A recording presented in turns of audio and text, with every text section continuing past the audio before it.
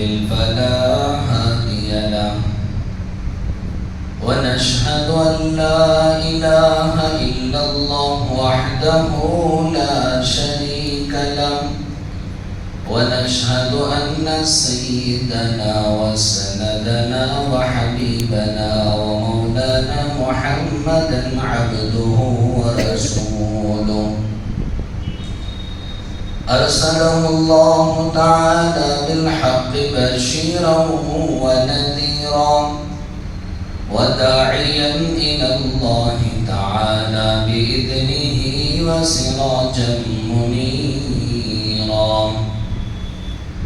أما بعد فإن أصدق الحديث كتاب الله وخير الهدي هدي محمد صلى الله عليه وسلم وخير الأمور عوازمها وشر الأمور محدثاتها وكل محدثة بدعة وكل بدعة ضلالة وكل ضلالة في النار.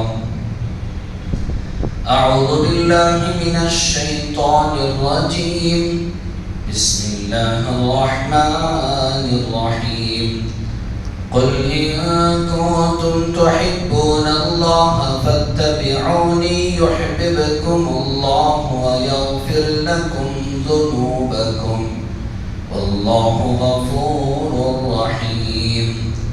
قل أطيعوا الله وأطيعوا الرسول فإن تولوا فإن الله لا يحب الكافرين.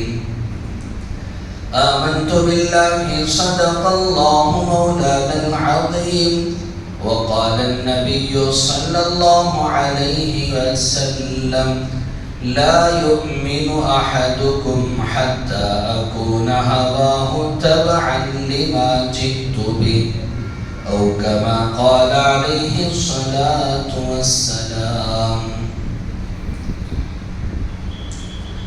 معزز حاضرین، محترم سامعین اور برادران اسلام، ربیع الاول کا مہینہ چل رہا ہے جس میں ہم اپنے محبوب رسول سید الاولین والآخرین شفیع المذنبین رحمت للعالمین سرور کونین فخر کائنات حضرت محمد رسول اللہ صلی اللہ علیہ وسلم کی سیرت کے مطابق باتیں سن رہے ہیں. اللہ جل جلالہ و من والہ اپنے کلام پاک میں ارشاد فرماتے ہیں قل ان کنتم تحبون اللہ فاتبعونی یحببکم اللہ. اللہ تعالیٰ اپنے کلام پاک میں فرماتے ہیں کہ اے نبی جی آپ فرما دیجئے کہ اگر تم لوگ اللہ سے اگر محبت کرنے والے ہو تو فاتبعونی میری پیروی کرو. ایک ہے رسول اللہ صلی اللہ علیہ وسلم کی سیرت کو جاننا اور ایک ہے آپ کی پیروی کرنا. صرف رسول اللہ صلی اللہ علیہ وسلم کے جاننے پر کامیابی نہیں ہے، صرف رسول اللہ صلی اللہ علیہ وسلم کی سیرت پڑھ لینے پر وہ ایمان والا اپنے ایمان کو مکمل نہیں کر سکتا. ویسے اگر دیکھا جائے تو ہمارے سے کئی گنا زیادہ یہودی وہ ہم سب کے محبوب رسول حضرت محمد رسول اللہ صلی اللہ علیہ وسلم کی سیرت کو جانتے ہیں اور آپ کو بہت ہی قریب سے پہچانتے ہیں. یہ میں نہیں کہہ رہا ہوں، قرآن کہہ رہا ہے.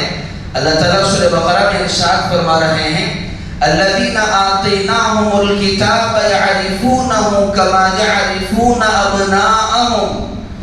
جن لوگوں کو ہم نے کتاب دی ہے، تورات دی ہے، یہود ہیں، یہ لوگ آپ کو ایسے جانتے ہیں، ایسے پہچانتے ہیں کما یعرفون ابناءہم، جیسے یہ اپنے سگی اولاد کو پہچانتے. جس طرح ایک باپ اپنے بیٹے کی ہر ایک چیز کو جانتا ہے، اس کے زندگی کے ہر موڑ کو وہ جانتا ہے۔ اللہ تعالیٰ فرما رہے ہیں کہ یہودی بھی اور اللہ کے رسول صلی اللہ علیہ وسلم کو اسی طرح پہچانتے ہیں جس طرح وہ اپنے اولاد کو پہچانتے ہیں۔ لیکن کامیابی کس کو ملے گی؟ جو رسول اللہ صلی اللہ علیہ وسلم کی پیروی کرے۔ اسی کو اللہ نے اپنے کلام پاک میں فرمایا کہ فَاتَّبِعُونِي، میری پیروی کرو، میری اتباع کرو۔ اتباع کسے کہتے ہیں؟ اللہ کے رسول صلی اللہ علیہ وسلم، ایک تو یہ ہے کہ اللہ کے رسول نے کسی چیز کا حکم دیا کہ اللہ کے رسول صلی اللہ علیہ وسلم کی طرف سے یہ حکم ہے کہ فلاں چیز کو اپنایا جائے، اسے کہتے ہیں اطاعت، یعنی کہ اللہ کے رسول نے جو بات کہی اس کو ماننا ہے۔ اور ایک ہوتی ہے پیروی، اللہ کے رسول صلی اللہ علیہ وسلم نے کہا نہیں لیکن اللہ کے رسول کو ہم نے دیکھا، اسی کے مطابق ہم نے عمل کر لیا۔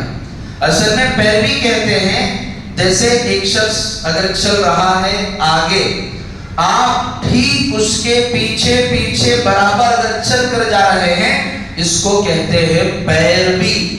تو اللہ تعالیٰ فرما رہے ہیں کہ جس طرح اللہ کے نبی کے حکم کو ماننا ضروری ہے، جس کے بغیر ایمان مکمل نہیں ہو سکتا اور ایمان والا نہیں بن سکتا۔ ما آتاکم الرسول فخذوہ وما نہاکم عنہ فانتہوا، اللہ کے رسول جو تمہیں دے، جس چیز کا حکم دے اس کو تمہیں لینا ہے۔ قل اطیعوا اللہ واطیعوا الرسول، جس طرح اللہ پر ایمان لانا ہے، نبی پر بھی ایمان لانا ہے، جس طرح اللہ کے حکم کو ماننا ہے اسی طرح نبی کے حکم کو بھی ماننا ہے۔ لیکن ساتھ ساتھ فرمایا کہ فاتبعونی، وہ اللہ کے نبی کے حکم کو تو ماننا ہی ہے لیکن اللہ کے رسول کی پیروی کرنا بھی ہر ایک کے لیے ضروری ہے۔ جیسے ایک صحابی رسول اللہ صلی اللہ علیہ وسلم کی بارگاہ میں تشریف لائے، آپ کی مجلس میں تشریف لائے، آپ نے کچھ نہیں کہا، اور صحابی رسول دیکھے اللہ کے رسول جو بیٹھے ہوئے ہیں، آپ کے جو کرتے کے جو بٹن ہیں وہ ہلکے سے کھلے ہوئے، وہ صحابی رسول نے دیکھا اور پھر اس مجلس سے چلے گئے، اور اللہ کے رسول کے مجلس میں انہوں نے ایک لمبا وقت گزارا، اور جانے کے بعد اپنی ساری زندگی وہ اپنے اس کرتے کے بدن کو اسی طرح کھلا رکھتے تھے۔ لوگوں نے پوچھا کس لیے؟ انہوں نے کہا کہ میں نے اللہ کے رسول صلی اللہ علیہ وسلم کو اس حالت میں دیکھا، اس لیے میں نے ساری زندگی اسی طرح گزاری۔ تو جس طرح اللہ کے رسول کے حکم کو ماننا ضروری ہے، اللہ کے رسول کی پیروی کرنا بھی ضروری ہے، اور کامیابی کی پہلی سیڑھی یہی ہے۔ اللہ کے رسول صلی اللہ علیہ وسلم نے ارشاد فرمایا کہ جب اللہ کے رسول صلی اللہ علیہ وسلم کے اس دنیا سے جانے کا وقت قریب آیا، اللہ کے رسول نے حضرات صحابہ سے نصیحت فرمائی، اے میرے صحابہ، ترکت فیکم امرین ان تمسکتم لن تضلوا ابدا۔ اللہ کے رسول نے فرمایا کہ اے صحابہ، میں اس دنیا سے پردہ فرما جاؤں گا، اور میرے اس دنیا سے پردہ فرما جانے کے بعد اگر کامیابی چاہیے تو ان تمسکتم، اگر تمہاری کامیابی اگر چاہیے تو تمہیں ان چیزوں کو مضبوطی سے پکڑے رہنا ہوگا۔ جس طرح انسان کسی چیز کو اگر اپنے دانت میں دانت سے اگر پکڑ لے تو جتنی مضبوطی سے اس کو پکڑتا ہے اتنی مضبوطی سے تمہیں پکڑنا ہوگا۔ کسے؟ کتاب اللہ، ایک اللہ کی کتاب کو۔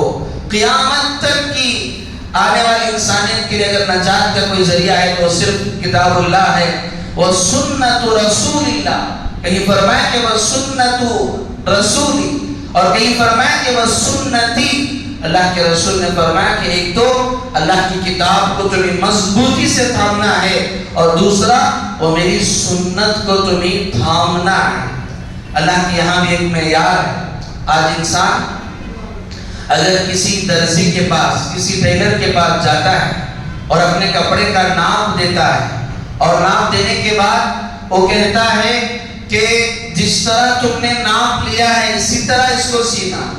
یا بعض مرتبہ انسان ایسا کرتا ہے خود تو نہیں جاتا لیکن وہ اپنے ناپ کے جو کپڑے ہوتے ہیں وہ درزی کے حوالے کرتا ہے اور کہتا ہے دیکھو یہ جس طرح اس کپڑے کا ناپ ہے ٹھیک اسی طرح یہ جو میرے نئے کپڑے ہیں اس کو بھی تمہیں بنوانا ہے. اب ایک آدمی درزی کے پاس جا کر اپنے کپڑے کا ناپ دے کر آ گیا اور جب سل کر اس کپڑے کو لینے کی باری آئی تو گیا جا کر دیکھا تو جو ناپ اس نے بتایا تھا وہ اس ناپ سے آگے پیچھے ہے. اس نے گلا وہ اس کو رکھنا تھا تو 12 انچ اس نے رکھ دیا 14 انچ اور لمبائی رکھنا تھا 50 اور اس نے رکھ دیا 52 یا 40.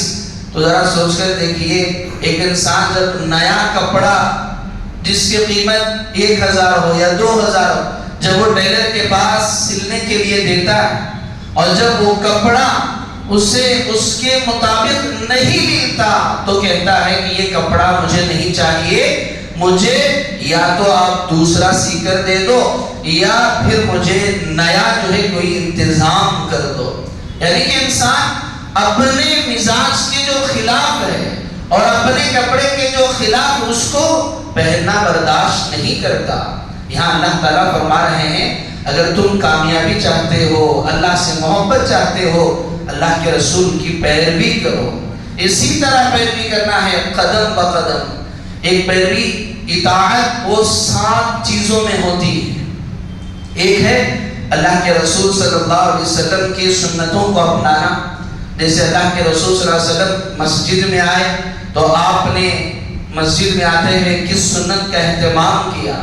مسجد میں آئے تو انسان وہ داہنا پیر مسجد میں رکھ کر آئے اور دعا پڑھ کر آئے اور اللہ کے رسول صلی اللہ علیہ وسلم پر درود پاک کا اہتمام کرے. بسم اللہ والصلاة والسلام علی رسول اللہ اللہم اغفر لی ذنوبی وافتح لی ابواب رحمتی. اللہ کے گھر کو آتے ہوئے رحمت کے دروازوں کے کھلنے کی دعا کریں. یہ اللہ کے رسول صلی اللہ علیہ وسلم کی سنت ہے. اور جب مسجد سے باہر نکلے تو پھر دایاں پیر اور بایاں پیر باہر رکھے مسجد سے نکلنے کی دعا کریں. اور جب مسجد میں آئے تو اعتکاف کی نیت کریں اور چپل پہنے تو اس میں بھی داہنے بائیں پیر کا جو چپل ہے اس پر اپنا بایاں پیر رکھے اور داہنا چپل پہنے. اگر استنجا خانہ جانا ہے تو اس کی الگ سنت ہے اور گھر میں داخل ہونا ہے تو اس کی سنت ہے. اللہ کے رسول نے فرمایا کہ جب جاؤ تو دروازے کے بالکل درمیان میں مت کھڑے ہونا. ایک مرتبہ وہ بیل بجا کر آپ بائیں کھڑے ہو جانا تاکہ وہ اگر کوئی مسکرا نہ رہی ہے تو ان کے لیے بھی کوئی پردے کے مسائل پیدا نہ ہو جائے. اور 3 مرتبہ اگر تمہیں گھر سے جواب نہ ملے تو واپس چلے جانا.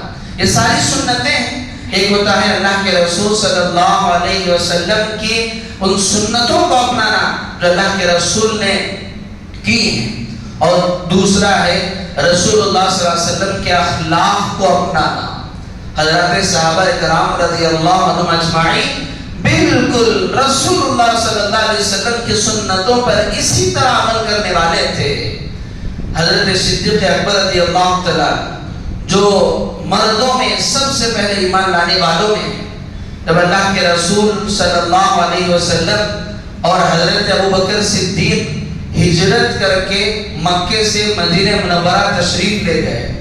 جب وہ جا رہے تھے حضرت صدیق اکبر رضی اللہ تعالیٰ عنہ اپنے آپ کو اپنے ظاہر کو سنتوں سے اتنا سجا لیا تھا کہ جب مدینے میں داخل ہو رہے تھے تو دور سے 2 لوگ آتے ہوئے لوگوں نے دیکھا اور لوگوں کو پتہ ہی نہیں چلا کہ اس میں کون اللہ کے رسول ہیں اور کون صدیق اکبر ہے.